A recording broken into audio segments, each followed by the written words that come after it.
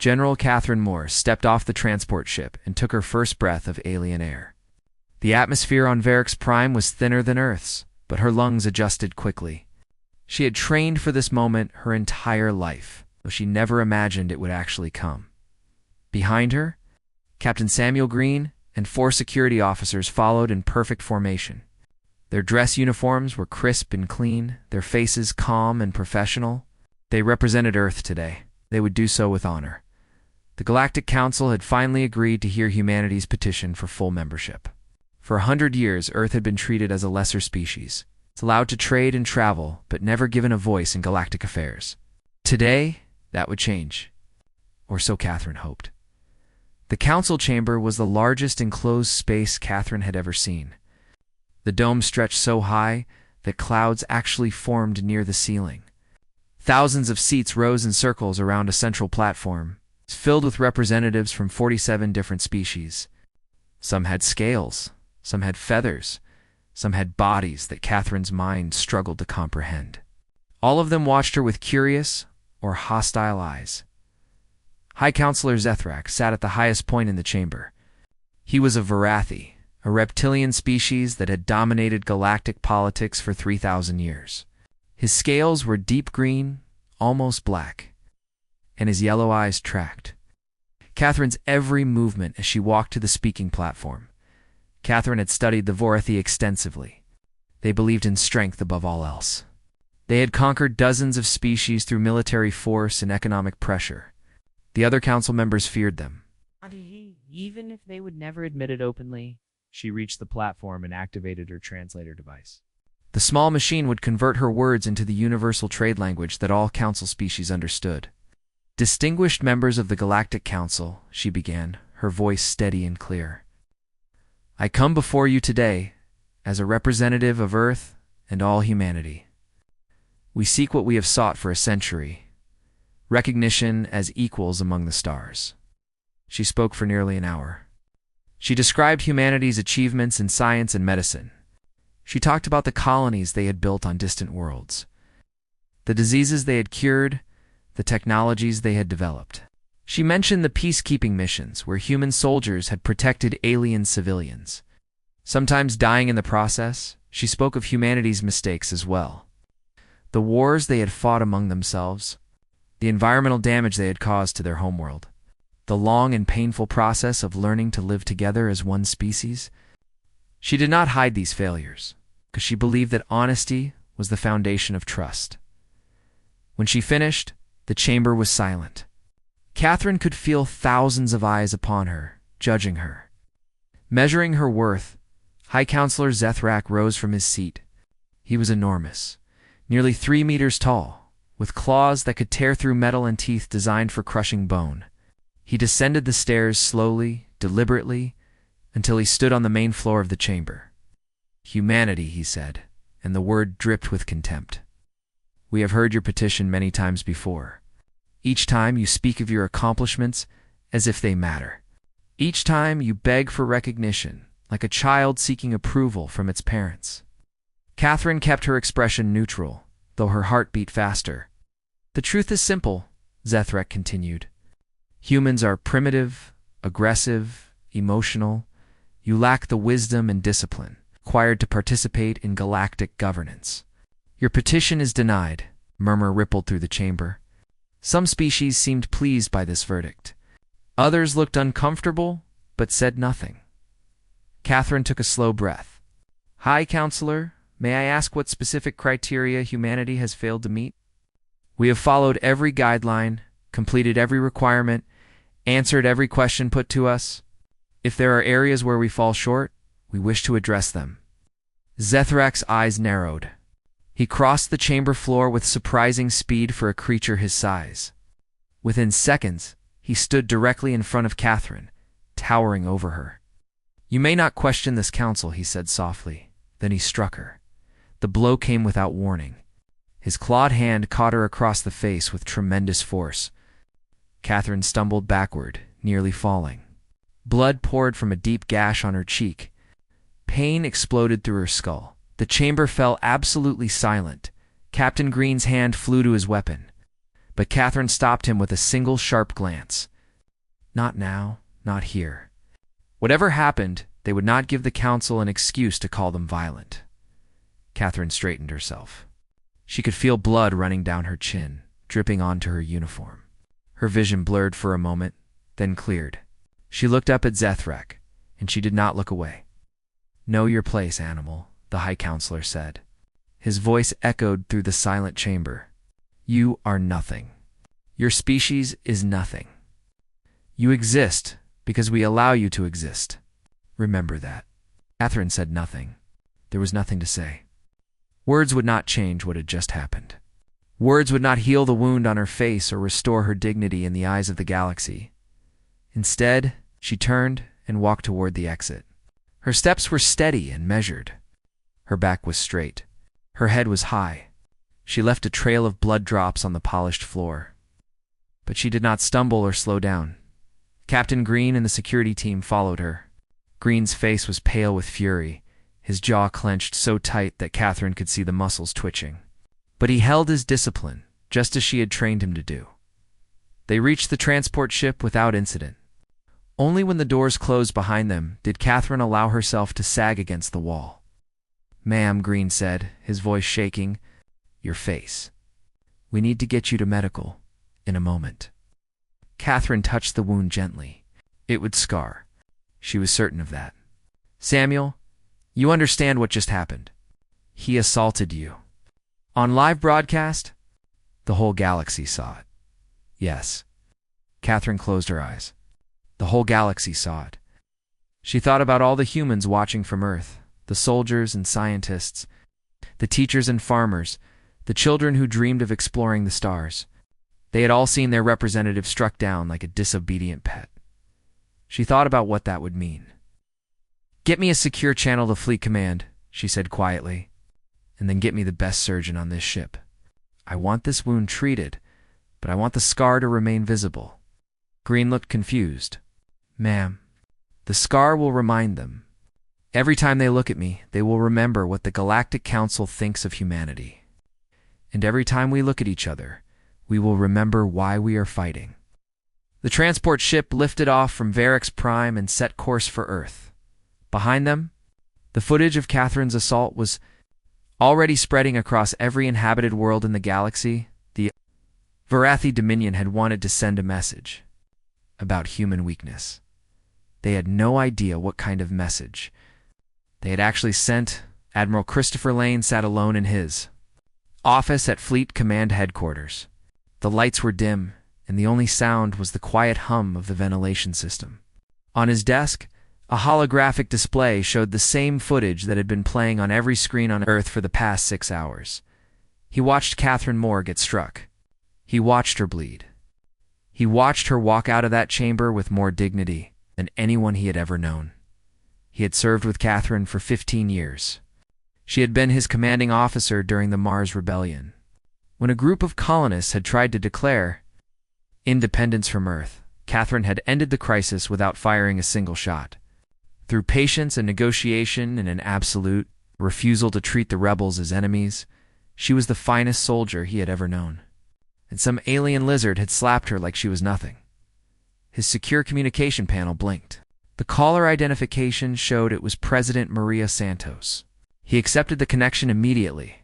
Admiral Lane. The president's voice was calm, but Lane could hear the tension beneath her words. "I assume you have seen the footage." "Yes, ma'am." "Many times?" "What is the status of our fleet?" Lane pulled up the tactical display on his secondary screen. Blue dots representing human vessels scattered across a map of known space. "We have 3 carrier groups positioned near Council territory. The Relentless, the Defiance, and the Liberty. Combined strength of approximately 200 combat vessels, plus support ships. Is that enough?" "Depends on what we want to accomplish, ma'am." There was a pause. When President Santos spoke again, her voice was different. Harder. "Chris, I've been on calls with every major world leader for the past 4 hours. Do you know what they all told me?" "I can imagine." They said the same thing. Every single one. The Chinese president, the European chancellor, the African Union chairman, the Indian prime minister. They all said the same words. Whatever we decide to do, they are with us. No conditions. No negotiations. No political games. Out. Lane leaned back in his chair. In his 40 years of military service, he had never heard of such unity. Humanity had always been divided, always arguing about borders and resources and ancient grudges. The idea that every nation on Earth could agree on anything seemed impossible, but he had seen the footage. He had seen Catherine's blood on that alien floor, and he understood. "What are your orders, ma'am?" "I don't want a war," Santos said firmly. "The Varathi Dominion has 12,000 warships. Even with everything we have, we cannot win a direct military conflict." "No, ma'am, we cannot. But I cannot let this stand. I cannot tell the people of Earth that we will do nothing while our representative is beaten on live broadcast. I cannot tell them that our dignity means nothing." Lane nodded slowly. "Then we need to send a message. Not a violent message. Something more subtle. Something that will make them understand they made a mistake without giving them an excuse to escalate. Can you do that?" "Yes, ma'am. I believe I can." After the call ended, Lane began issuing orders. The 3 carrier groups would move to the edge of Varathi space. They would not cross the border, but they would make their presence known. Meanwhile, other assets would begin repositioning. What the Galactic Council did not know, what no alien species had ever discovered, was that humanity had been preparing for this moment for decades. The official human fleet was modest by galactic standards. A few hundred warships, mostly designed for defense and patrol. But the official fleet was only part of the story. Throughout human space, hidden in asteroid fields and behind gas giants and inside hollowed-out moons, thousands of other vessels waited. Cargo ships that could transform into armed cruisers within hours. Mining platforms that concealed missile batteries capable of destroying capital ships. Communication satellites that were actually spy drones. Watching and recording everything, humanity had learned long ago that the galaxy was a dangerous place. They had learned that showing strength invited challenge, but showing weakness invited conquest. So they had chosen a third option. They had hidden their true capabilities while pretending to be harmless. Now, for the first time, those hidden assets would begin to move. Lane contacted the commanders of each secret installation personally. He used code phrases that had been established years ago and never spoken until now. One by one, the hidden forces acknowledged their orders and began preparations. Across Earth, response was even more dramatic. Factories that had been producing civilian goods switched to military production. Scientists who had been working on theoretical research were reassigned to practical weapons development. Reservists who had not worn their uniforms in years ported to their assigned stations. But it was not just the military that responded. Ordinary people, citizens who had never held a weapon in their lives, found ways to contribute. Blood banks reported record donations. Charity organizations raised funds for military families. Schools organized letter-writing campaigns to send messages of support to deployed soldiers. Most remarkable of all was the silence between nations. Old enemies stopped arguing. Trade disputes were set aside. Border tensions evaporated. It was as if someone had flipped a switch, and suddenly humanity remembered that they were all the same species. General Catherine? Moore arrived back on Earth 3 days after the assault. She refused to hide her wound. The gash on her cheek had been treated but not concealed. When she stepped off her transport at the United Nations headquarters, thousands of people were waiting to greet her. They did not cheer. They did not wave flags or hold signs. They simply stood in silence, watching her walk past. Some of them were crying. Some of them saluted. All of them understood what she represented. Catherine paused at the entrance to the UN building and turned to face the crowd. She looked at them for a long moment, her scarred face illuminated by the camera lights of 100 news drones. "I am not a hero," she said quietly. "I am a soldier who got slapped by a bully. What matters is not what happened to me. What matters is what we do next." She paused and her eyes hardened. "They think we are weak because we value peace.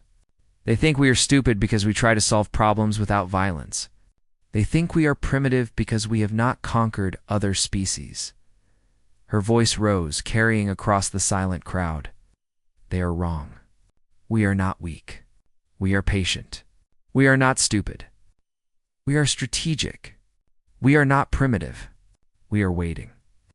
She turned and walked into the building. Behind her, the crowd finally erupted. Not in anger, but in something more powerful. Determination.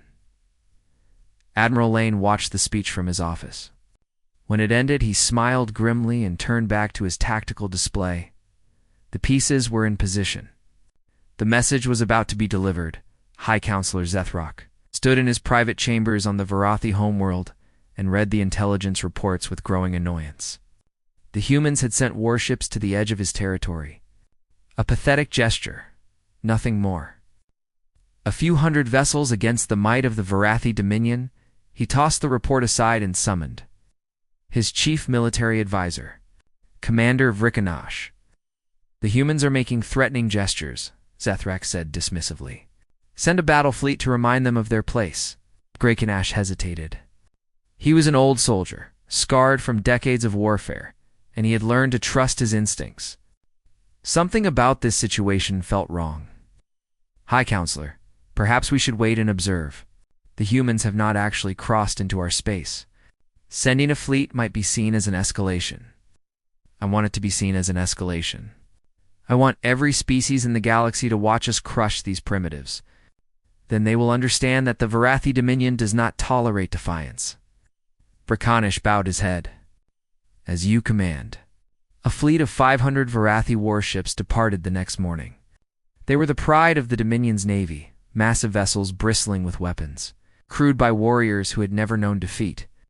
Their commander, Admiral Kreshtal, broadcast a message to the human ships as his fleet approached. Human vessels, you are in violation of Varathi territorial boundaries. You will withdraw immediately or be destroyed. You have 1 hour to comply. The response came from Admiral Christopher Lane himself. Varathi fleet, we are not within your territory. We are in neutral space, which is our right under galactic law. We have no intention of attacking you. We are simply here to deliver a message. Kreshtal laughed. Your message has been received and ignored. Now you will die. The Varathi fleet accelerated toward the human position. Their weapons charged, their shields activated, their crews prepared for battle. They expected the humans to flee or surrender. They expected easy victory. They did not expect the shadows to come alive. The first wave of human stealth destroyers emerged from an asteroid field that the Varathi had not even bothered to scan. They were small vessels, almost invisible to sensors, and they moved with terrifying speed. Before the Varathi could react, the destroyers had already fired, but they did not fire weapons designed to kill. Electromagnetic pulses swept through the Varathi fleet. Specialized missiles, targeted engine systems, and weapon arrays. Hacking programs infiltrated computer networks that the Varathi had believed were impenetrable. In less than 10 minutes, every single Varathi ship was disabled, not destroyed, disabled the Varathi. Crews found themselves sitting in powerless vessels, watching through their viewports as human ships surrounded them. They had not been killed. They had not even been injured. They had simply been rendered helpless. Admiral Lane's face appeared on every Varathi screen. Commander Kreshtal, your fleet has been neutralized. We are going to tow your ships back to Varathi space. Your crews will be unharmed. Your vessels will be returned intact. We have no desire to kill you or anyone else. He paused, and his expression hardened. I'd understand this clearly. We could have destroyed you. Every single one of your 500 ships could be debris right now. Your crews could be dead. We chose mercy because we are not monsters.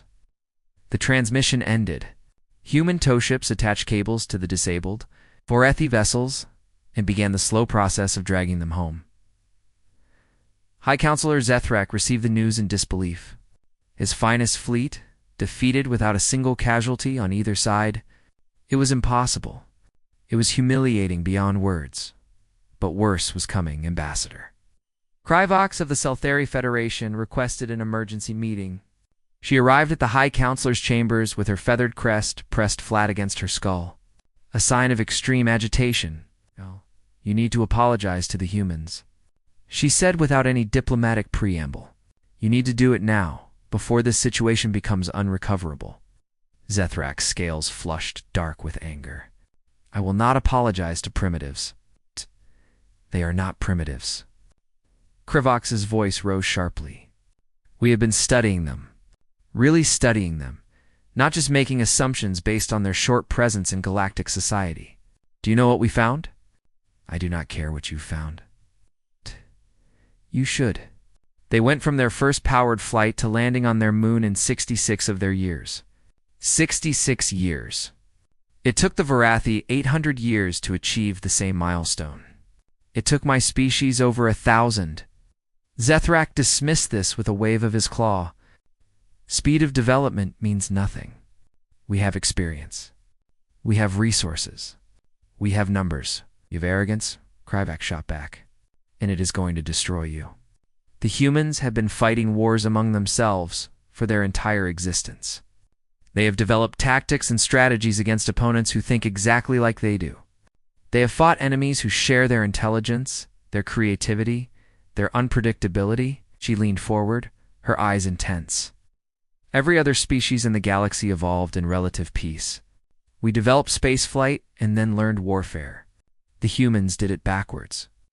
They were warriors first. Everything else came second. Zethrak was silent for a moment.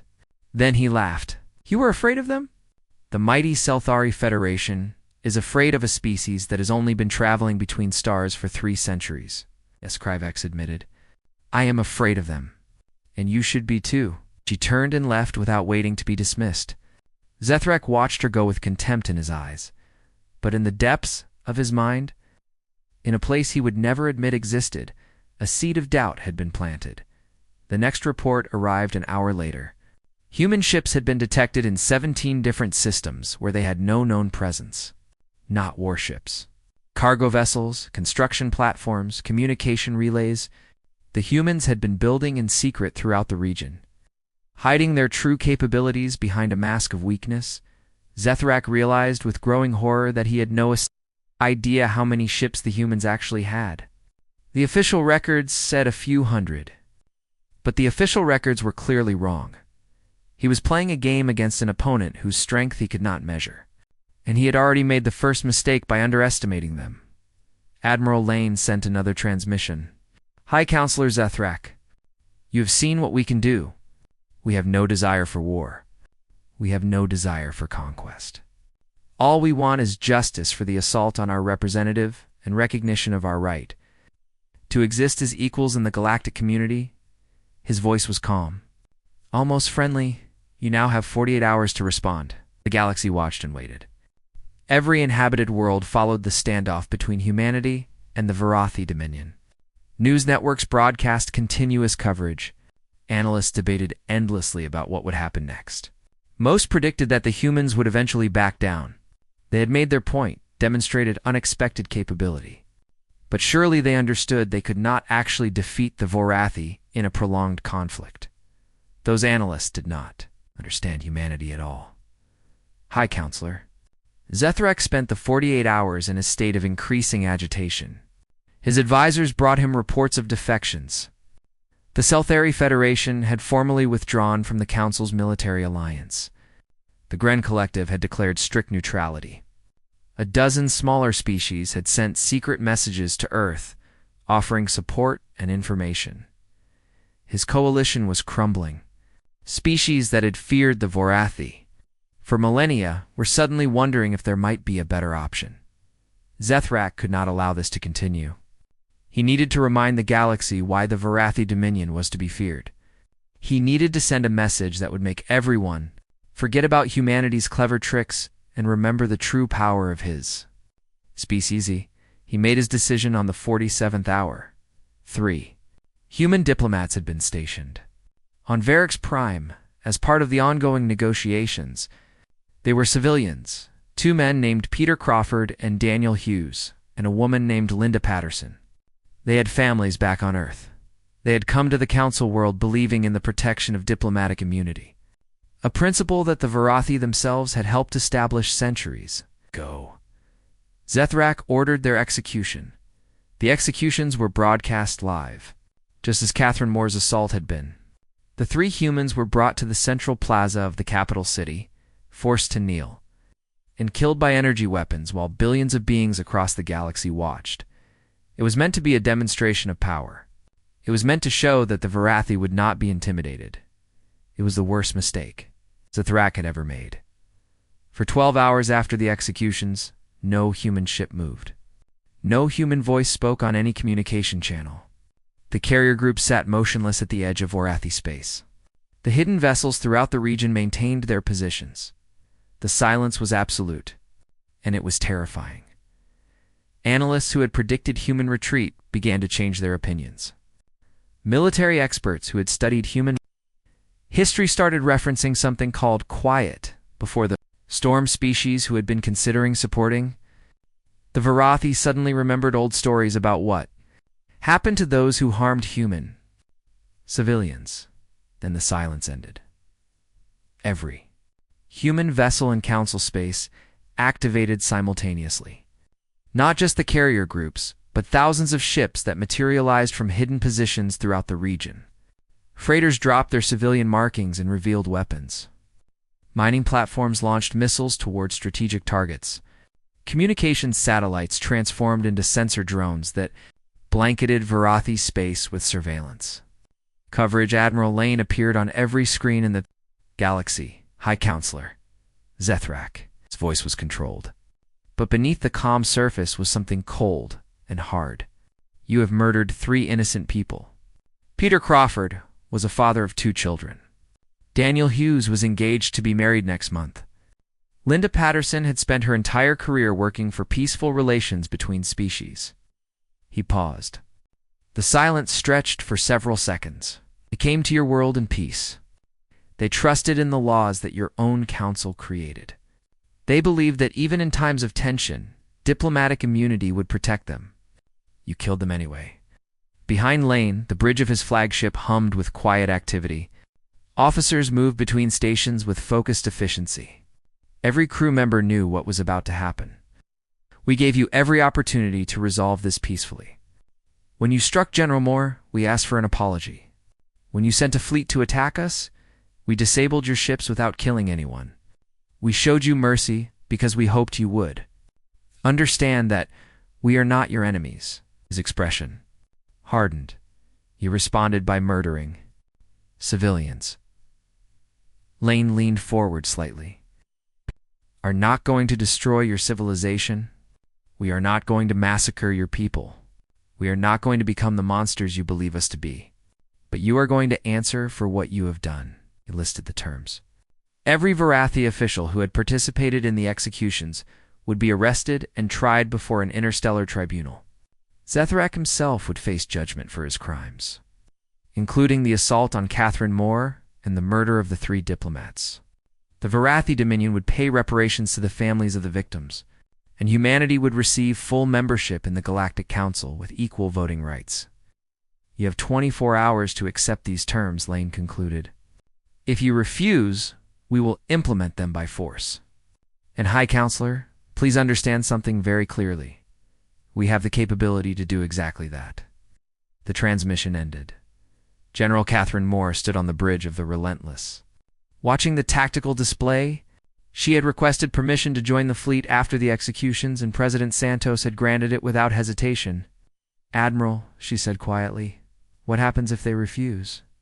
Lane turned to face her. The scar on her cheek caught the light from the display screens. Then we do what we said we would do. We go in and arrest them. The Varathi still have thousands of warships. Yes, but their ships are designed to fight conventional battles. They line up in formations, exchange fire, and whoever has more guns wins. Lane allowed himself a small smile. We do not fight conventional battles. He pulled up a tactical overlay showing the positions of human vessels throughout Varathi space. We have stealth destroyers inside their defensive perimeter. We have assault teams ready to deploy to every major military installation. We have electronic warfare units that can disable their communications network in seconds. and we have something they will never understand. What is that? We have people who will walk through fire for each other. Every soldier in this fleet knows that if they fall, their brothers and sisters will come for them. That if they are captured, we will never stop trying to rescue them. That if they die, they will never be forgotten. He looked at Catherine with respect in his eyes.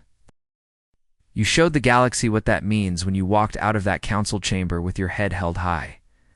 You showed them that we do not break. Catherine was silent for a moment. Then she nodded slowly. Peter, Daniel, and Linda deserve justice. They will have it. I promise you that. The 24 hours began to count down. Across the galaxy, beings of every species watched their screens and waited to see what would happen next. On Varix Prime, High Counselor Zethrak sat alone in his chambers, surrounded by reports of defections and defeats, and finally began to understand that he had awakened something he could not control. The Varathi Dominion surrendered with 4 hours. Remaining on the deadline, it was not a decision made by High Counselor Zethrak. He had refused to consider surrender until the very end, convinced that his species could somehow find a way to victory. But his own military commanders had seen enough. They understood what the analysts and advisors had failed to grasp. Humanity was not bluffing. Commander Brikanash led the delegation that arrested Zethrak in his own chambers. The High Counselor raged and threatened, but his words meant nothing anymore. His power had been built on fear, and that fear had found a new target. The surrender terms were implemented exactly as Admiral Lane had specified. Varathi officials who had participated in the executions were taken into custody. Reparations were agreed upon. And for the first time in galactic history, humanity was granted full membership in the governing body of known space. But the changes went far deeper than anyone had anticipated. The Galactic Council was dissolved by a unanimous vote of its remaining members. In its place, a new organization was created, the Galactic Assembly. Unlike the Council, which had been dominated by a handful of powerful species, the Assembly would operate on principles of equality. Every species, regardless of military strength or economic power, would have an equal voice. General Catherine Moore was offered the position of Earth's first permanent ambassador to the Assembly. She accepted with one condition, that she would not simply represent human interests, but would work to ensure that no species ever experienced what the Varathi had done to Earth's diplomats. The trial of High Counselor Zethrak lasted 3 months. Representatives from 32 species served on the tribunal. Evidence was presented, witnesses testified, and every moment was broadcast across the galaxy. Zethrak's defense argued that he had acted within his rights as leader of a sovereign species. The tribunal disagreed. The assault on Catherine Moore was classified as a violation of diplomatic immunity. The execution of the 3 diplomats was classified as murder. The sentence was life. Imprisonment on a barren moon at the edge of known space. Zethrak would spend his remaining years in isolation, stripped of his title and his dignity. With nothing but time to contemplate his mistakes, some humans argued for a harsher punishment.